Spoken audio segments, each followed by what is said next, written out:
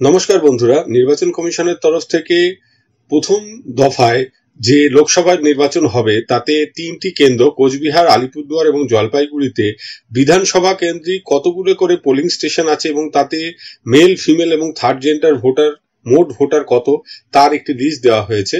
কোচবিহার যে লোকসভা কেন্দ্র তাতে যে বিধানসভা কেন্দ্রগুলো আছে মাথাভাঙ্গা, তার আন্ডারে 276টি পোলিং স্টেশন।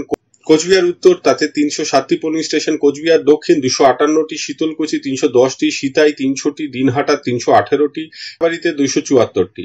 মোট 2043টি পোলিং স্টেশন আছে এবং তাতে পুরুষ মহিলা ভোটার মিলিয়ে এবং থার্ড জেন্ডার খুব সামান্য 33 জন মতো আছে, সেইটা মিলিয়ে 19,66,893 জন ভোটার কিন্তু ভোট দেবেন, অন্তত তাদের নাম নথিভুক্ত রয়েছে। আলিপুরদুয়ারে তুফানগঞ্জে 255টি, কুমারগ্রাম তাতে 303টি, কালচিনিতে 276টি, আলিপুরদুয়ারে 278টি, ফালকাটায় 269টি, মাদারিহাটে 226টি, নাগরাকাটায় 260টি।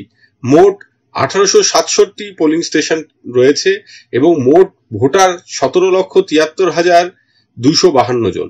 জলপাইগুড়িতে মেকলিগঞ্জ 239টি, ধূপগুড়ি 263টি, ময়নাগুড়ি 276টি, জলপাইগুড়ি 282টি, রাজগঞ্জ 259, দেবগ্রাম ফুলবাড়ি 314, মাল 271। মোট 1904টি পোলিং স্টেশন আছে এবং সব মিলিয়ে ভোটারের সংখ্যা হচ্ছে 18,85,963 জন। তাহলে ফার্স্ট ফেজে মোট 5,814টি পোলিং স্টেশনে ভোট হবে এবং মোট ভোটার, নথিভুক্ত ভোটারের সংখ্যা হচ্ছে 56,26,108 জন। এই তথ্য কিন্তু নির্বাচন কমিশন সামনে এনেছে, আপনাদের সামনে তুলে ধরলাম। আজকে এই পর্যন্ত। সকলে ভালো থাকবেন, সুস্থ থাকবেন। ধন্যবাদ।